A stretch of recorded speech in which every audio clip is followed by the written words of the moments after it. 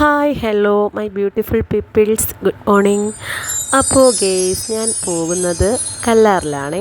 ഞങ്ങൾ കല്ലാറിലേക്ക് വന്നതല്ല, പൊന്മുടിയിലേക്ക് പോകാൻ വേണ്ടിയിട്ട് ഇറങ്ങിയതാണ്. അപ്പോൾ പക്ഷെ നമ്മൾ പോകുന്ന വഴിക്ക് നല്ല വനങ്ങളും കുരങ്ങന്മാരും ഇതൊക്കെ കണ്ട് ആസ്വദിച്ചാണ് ഞങ്ങൾ പോയത്.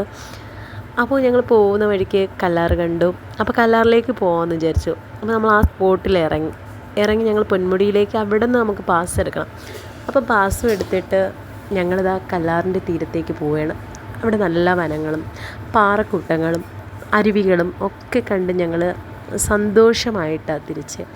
അപ്പോൾ ഞാനും എൻ്റെ ഹസ്ബൻഡും കുട്ടികളും ഉണ്ടേ. ഞങ്ങൾ എല്ലാവരും കൂടെ യാത്ര പോയത്.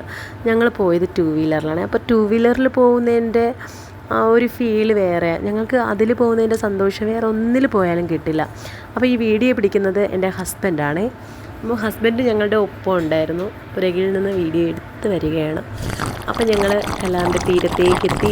അരുവിയും പാറക്കൂട്ടങ്ങളൊക്കെ ഞങ്ങൾ ഒരുപാട് എൻജോയ് ചെയ്ത സ്ഥലമാണ്. അപ്പോൾ എനിക്ക് പൊന്മുടിയിൽ പോയതിനേക്കാളും ഇഷ്ടപ്പെട്ടത് കല്ലാറിൽ വന്നപ്പോഴാണ്. ഞങ്ങൾ ഒത്തിരി ഫോട്ടോസും എടുത്ത് വീഡിയോസും എടുത്ത്. അപ്പോൾ ഞാനും എൻ്റെ 3ാമത്തെ കുഞ്ഞാണ് എൻ്റെ കയ്യിലുള്ളത്. അപ്പം അവൻ ഈ വെള്ളത്തിൽ നിന്ന് ഭയങ്കര ഹാപ്പിനെസ്സാണ്.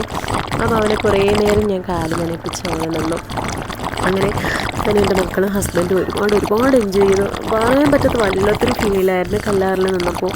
അപ്പോൾ അരുവിയും ആ പാറക്കെട്ടും ആ വനമൊക്കെ ഒരുപാട് ഞങ്ങൾക്ക് എന്തോ പറയാൻ പറ്റാത്ത അങ്ങനെ ഏറ്റവും ഫീലാണ്. പിന്നെ ഞങ്ങൾ അവിടെ നിന്ന് ഒരുപാട് പാട്ടുകളും കഥകളും ആടിയും തീർത്തുമൊക്കെ ഞങ്ങൾ തിരിച്ചു പോയത്. അപ്പോൾ നമുക്ക് അവിടെ നിന്ന് തിരിച്ചു പോകാൻ തോന്നിയില്ല. അപ്പോൾ എൻ്റെ മക്കൾക്ക് ഒരു വാശി പൊന്മുടിയിൽ പെട്ടെന്ന് പോകണമെന്ന്. അപ്പോൾ അവർ കേട്ടിട്ടേ ഉള്ളൂ. ഞങ്ങൾ വർഷങ്ങൾക്ക് മുമ്പേ പോയതാണ് പൊന്മുടിയിലേക്ക്.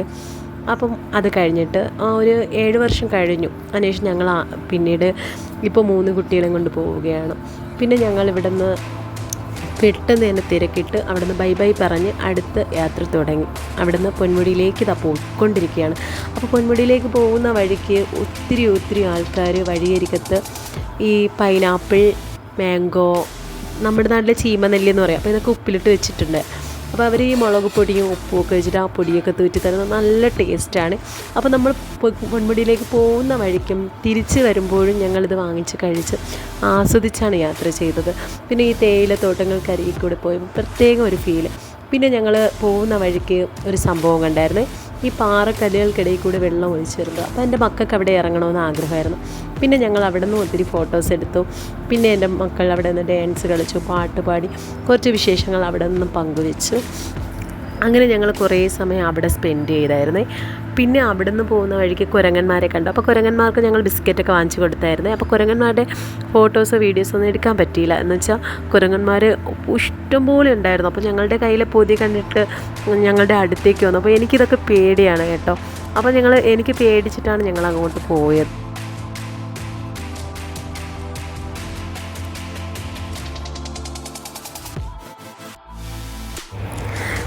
പിന്നെ ഞങ്ങൾ മുന്നോട്ട് യാത്ര തുടങ്ങി. അപ്പോൾ പഴയത്തൊക്കെ തണുപ്പൊന്നുമില്ല, പക്ഷേ പൊന്മുടിയിൽ ഞങ്ങൾ എത്തിക്കഴിയുമ്പോൾ നല്ല തണുപ്പായിരുന്നു.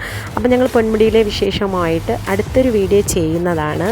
അപ്പോൾ എല്ലാവരും ഞങ്ങളുടെ ചാനൽ സബ്സ്ക്രൈബ് ചെയ്യുക, ലൈക്ക് ചെയ്യുക, ഷെയർ ചെയ്യുക. അപ്പോൾ എല്ലാവരുടെയും പിന്തുണയോടെ മാത്രമേ ഞങ്ങൾക്ക് മുന്നോട്ട് പോകാൻ പറ്റത്തുള്ളൂ. അപ്പോൾ എല്ലാവരുടെയും പ്രാർത്ഥനയും സ്നേഹവും എല്ലാം ഞങ്ങൾക്ക് വേണം.